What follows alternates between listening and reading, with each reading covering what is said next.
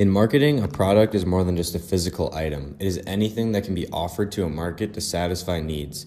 This includes tangible goods, such as iPhones or clothing, but also services such as airlines and even daycares, along with things as simple as ideas to help with problem solving.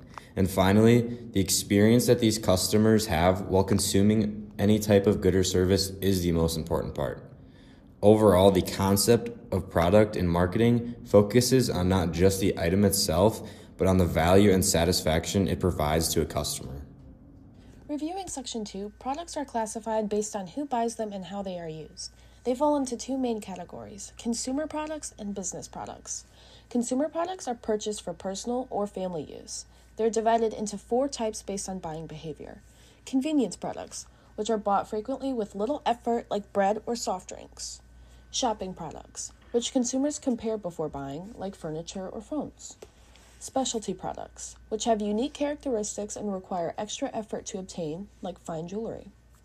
And unsought products, which consumers do not actively think about buying, such as emergency medical services. Business products are purchased by organizations to support their operations or produce other goods. These include categories like installations, raw materials, component parts, MRO supplies, and business services. These classifications help marketers decide the best strategies for pricing, distribution, and promotion. Let's talk about product lines and mixes. A product line is a group of related items, for example. Refreshers are a product line at Starbucks. Now, a product mix has two parts, width and depth. The width is how many lines in total. Starbucks is 10, as seen here. And the depth is how many items on average per line. In this case, the average is around 20. Moving on to life cycle of a product, starting with introduction stages. Sales are slow as no one really knows about the product quite yet. During the growth, more people are discovering the product as sales rise and competitors appear. The maturing stage hits and everyone has the item, it's well known, and this is a crucial time to specialize to expand your product's lifetime. Lastly, decline. The sales plummet and the product all but vanishes from the market as the life cycle ends and your product dies. It is characteristic to help shape buyers' impression of a package. There are several things that goes into it. It serves the basic purpose of protecting the product and maintaining its functional form. It should prevent tampering. Major packaging considerations.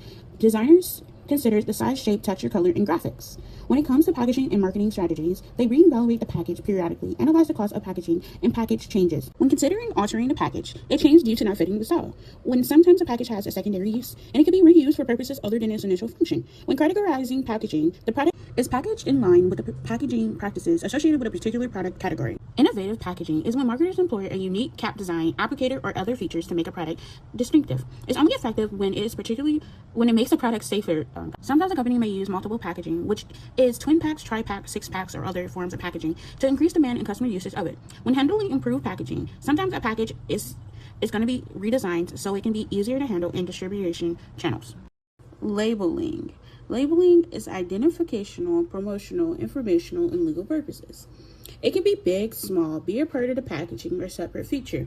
Labeling include brand name, registered trademark symbols, packaging size, content, product features, nutrients information, potential allergies, type and style of the product, number of servicing, care instructions, directions of use and safety, precaution, number of address of the manufacturer, expiration date, and seal of approval with other factors.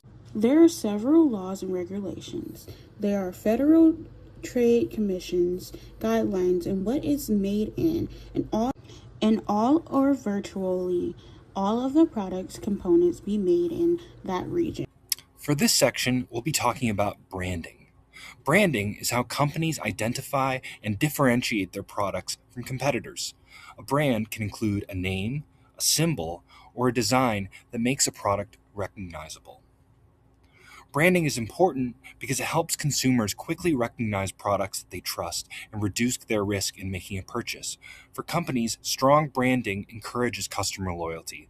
And over time, this builds brand equity, which is the value of a brand based on their awareness and perceived quality. There are many types of brands as well. Manufacturer brands are owned by producers, while private or store brands are owned by retailers.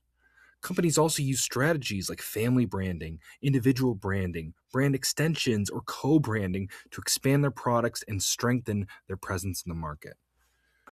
And overall, strong branding helps companies stand out and build long term relationships with consumers. The product adoption process is a process in which consumers usually do not accept new products immediately. They move through a five-stage process.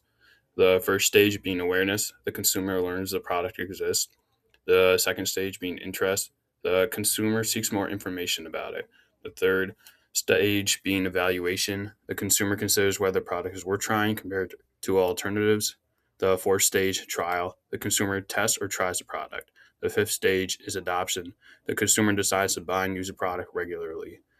There's also an adopter categories. There's five different adopter categories where people adopt new products at different speeds. The first one being innovators, first to try new products and willing to take risks. The second one being early adopters, respected opinion leaders who adopt early but carefully. Third one being early majority, careful consumers who adopt before the average person. The fourth one being late majority, skeptical consumers who adopt due to pressure and necessity. And the last one being laggards, the last to adopt, prefer traditional products and resist change.